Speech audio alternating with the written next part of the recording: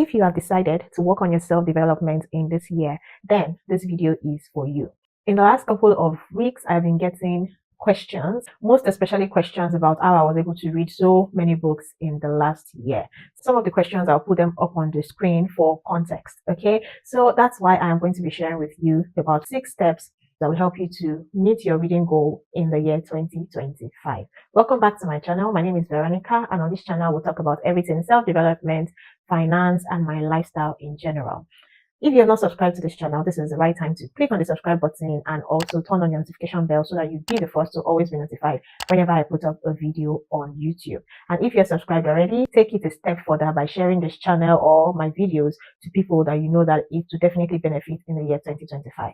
Having said that, let's delve very quickly into today's video.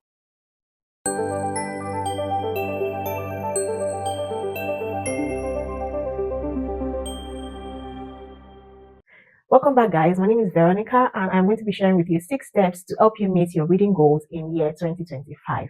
I know that there are a lot of people that fancy reading. They really want to learn. They really want to broaden their vocabulary. They really want to expand their knowledge, but it's really difficult, most especially with having a very busy and packed up schedule. So I'll be sharing with you 6 steps that will help you to meet up your reading goal. The first one is to start with a plan. Okay, a plan is different from the goals that you have set. I know you already have goals. I want to read 20 books. I want to read 25 books. As of last year, I wanted to read 24 books and I was able to read 40 books. That was way above my goal, and I am super grateful for that. So it should be really important for you to listen to everything I have to share in this video so that you can do more in this year.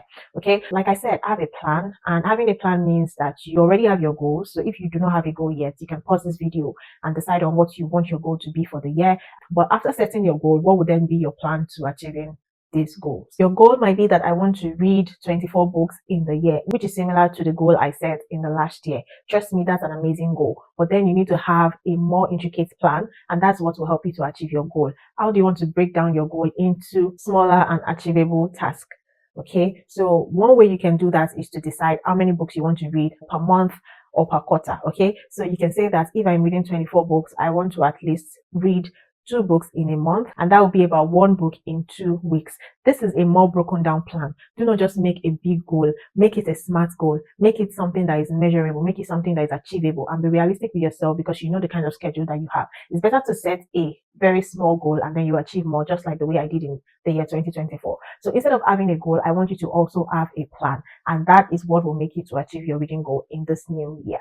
The second tip I have for you will be to intentionally create or dedicate time out for your reading. Sometimes you feel like I don't have 1 hour to read, I don't have 2 hours to read. It's just difficult getting that kind of time in a busy day. I want to assure you that there are smaller means that you can take advantage of, that when you add them up together, it becomes something. So for example, you have a 15 minutes break and you are not sure what you want to do. Rather, you pick up your phone and you start scrolling and replying to your messages. On one of those days, instead of spending the whole 15 minutes replying to your emails or your messages, spend just 5 minutes and use the remaining 10 minutes to read about 2 to 3 pages of the book that you are reading. Okay, and that would add up in no time. If you read in 10 minutes about 10 pages, if you have a 200 pages book, that means you have 190 pages left. Trust me, you might think it's not a lot, but in the whole of 30 days, if you plan to read one book and you read 10 pages in 10 minutes, that means every 10 minutes for the 30 days is 300 minutes, right? And that's like 300 pages. Okay, so they add up, and that's even more than the number of pages of books that you are reading, given the example that I'm giving to you with 200 pages. So dedicate time for reading. It might not be break time in your own case. It might be when you wake up, you dedicate 15 minutes, 30 minutes, or when you are waiting for the bus, when you have a wait time in the bank, when you are commuting. Okay, you can have different methods of reading rather than the physical book. If you know that your eyes will be strained, you can have a AirPod. You can also have a Kindle book on your phone. Just combine it, and trust me, it works better, and you're going to see yourself achieving more reading goals in no time. This will take me to the third point, which I already slightly mentioned in the second point, and that is to introduce audiobooks and Kindle. This is a personal observation, and I noticed that reading physical books alone takes more time for me because it requires you turning pages, it requires you holding down the book, it requires you having to carry the book anywhere you go, and if you do not do that, you can't read the book. So most times I make sure that I try to read more than 1 book at a time, but not using the same way of reading. For example, I am reading a physical book when I am at home, and then when I am outside or when I'm commuting or when I'm on the road, I am using an audio book. When I'm in the bus or when I have a waiting time, I am using a Kindle book, and there are 3 different books. Okay, I am reading them simultaneously based on whatever situation I find myself in. It makes it easier for me.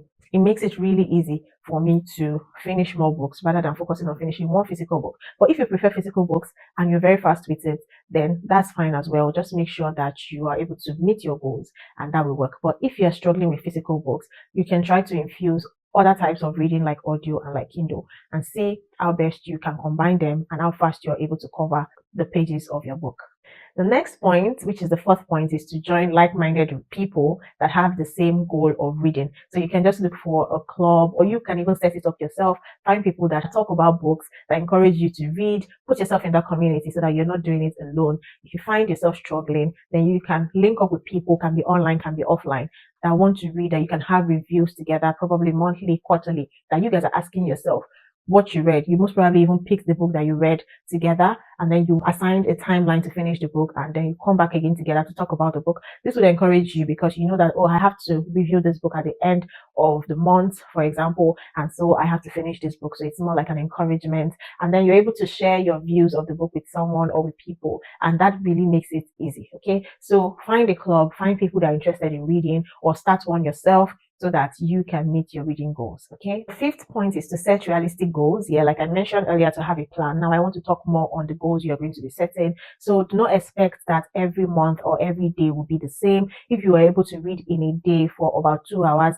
the next day might not be the same because you're more busy or you have more things to cover. So just make sure that you give yourself that grace. Set realistic goals and understand that some days will be better than the other. You might read more on some days while you read less on some other days. Just make sure that days that you're reading more covers up for the days that you're reading less, and you're still able to meet your goals. So do not be so overworked with not meeting your daily goals. Just know that all of the little targets that you set or meet every day will add up at the end of the month or at the end of the year. Okay, so give yourself enough grace because it's really not easy combining reading outside of your schedule. But if you're really open-minded and you are ready to give it the dedication that it requires, then you'll be able to achieve your reading goal. The final point I have for you is to think about convenience. Okay, make it convenient for yourself. Like I said earlier in this video, you can decide to combine different ways of reading that will help you to meet your goals. And this also speaks on convenience. There's sometimes that you're in the bus, and because some people struggle with motion sickness, they just find that they are not able to read past a page. Whereas on another hand, if they had considered listening to audio, it would have been very easy to flow with the pages of the book by listening.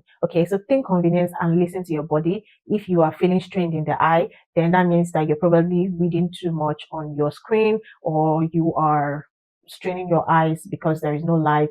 Then that is why you can combine things. Switch to audio. If audio is no longer convenient because you're feeling pains in your ears, switch back to your physical book or switch back to your e-book. Okay, if you're losing your books because they are physical copies, then you can consider ebooks instead that will be on your device when you are free and you are able to use your screen. Also, you can consider looking for small books that are not so heavy rather than big books that you can put in your bag. So it's easy so that you don't have the excuse of I can't carry a big book. It makes my load heavier.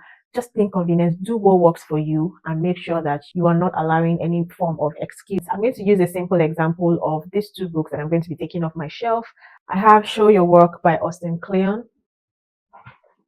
Similar to this is Still Like an Artist. You can see how small these books are. Also, I have this big book here, Elon Musk by Walter Isaacson. I also have here There by Prince Eric. So for someone that is thinking convenience, you will decide to pick this book and read it at home so that you do not have to carry it everywhere when you're going to work, when you're going out.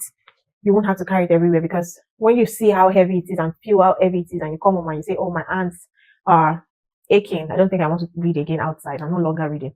Meanwhile, what you can do is to just substitute this kind of books with this kind of books and read this one at home, read this one on the road. Okay, or you can read this one in the car, read this one in the bus, something like that. So think convenience at all time and be very realistic. This will help you to have a positive mindset that will not discourage you from always continuing to want to read. Okay, I hope you understand this analogy. I believe that with all of these points, you'll be able to feel much more open-minded to reading. You'll be able to cover more pages of books. You'll be able to enjoy reading even more, and you'll be able to build a community where self-development is embraced. This video came because I've been getting so many questions about reading and how I was able to cover books in the last year, and I believe that it will help a number of people to answer their questions. This brings me to the end of the video. If you have any specific questions that I did not touch in any way in this video, please drop it in the comment section below and I will get to them. Okay, thank you once again for watching. Don't forget to subscribe, don't forget to share, don't forget to comment, don't forget to give me a thumbs up, and I'll see you all in my next video.